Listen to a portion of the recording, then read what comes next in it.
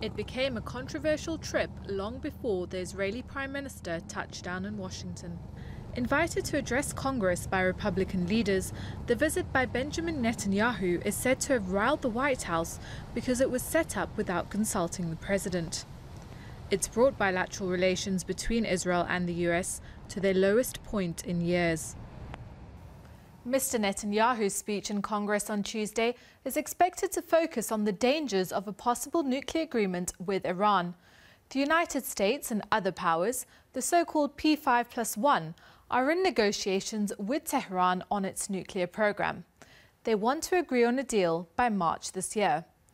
But the Israeli Prime Minister is opposed to any arrangement which would allow President Rouhani to retain the future capacity to build a nuclear weapon. Tehran denies it is seeking nuclear weapons technology. Tuesday's speech will be a difficult one for some Democrats who feel forced to choose between Mr. Obama and their desire not to upset Israel. Secretary of State John Kerry has tried to calm the tensions. But the administration is not seeking to politicize this. We want to recognize the main goal here is to prevent Iran from getting a nuclear weapon. And on that, Israel and the United States agree. The Israeli head will not be meeting with President Obama during his trip. The White House says it's because of a long-standing practice of not meeting government leaders close to elections. Israelis head to the polls in 2 weeks, and the ruling Likud party is under pressure.